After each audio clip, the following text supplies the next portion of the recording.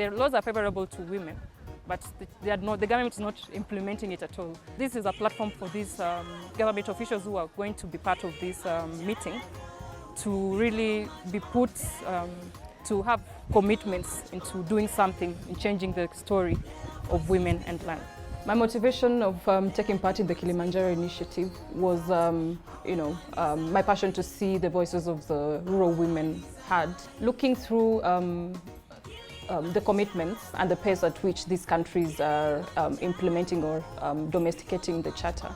And going by the example of Rwanda and Malawi, it is a choice and it's a question of goodwill by the governments to really take women's land rights agenda as a priority in their countries, and also a learning opportunities for those countries which have not yet gotten to the point of even domesticating the Charter itself.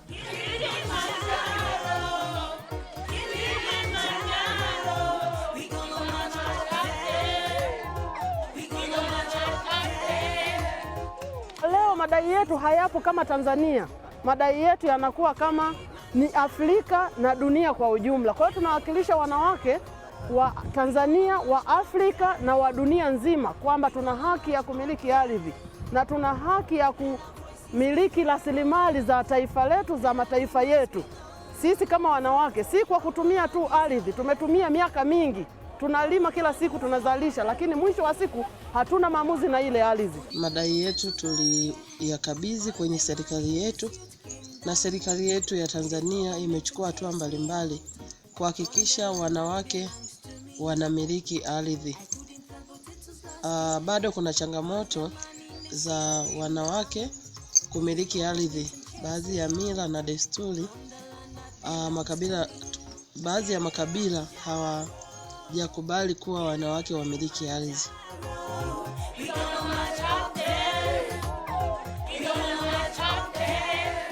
It's been quite a struggle, and the fact that women have to go to the top of Africa to call on leaders, it's actually quite a shame.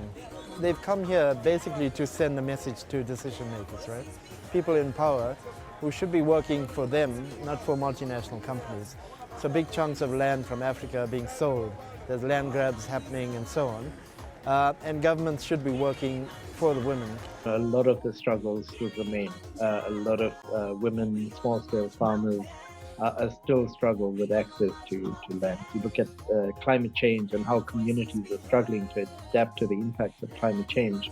At the same time, on this continent, there's still a lot of land grabbing, there's still a lot of extractive and fossil fuel projects that have a major impact on women and especially small-scale farmers where they kicked off their land and so on. I think definitely a greater protection, both in terms of the law, but also governments just doing the right thing to ensure that they're standing behind women.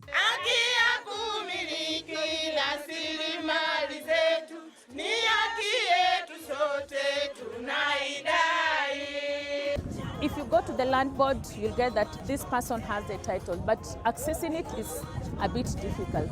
That's why we want these policies that are there, they're just in papers, but we want them to be fully implemented. Today we see some progress in most parts of Africa with regards to real access of land for women. This has been achieved through a little more follow-up by governments and working with communities through their leaders and civil society. However, a lot of work needs to be done when it comes to full implementation of policies on land rights in Africa to address injustices and to achieve gender equality.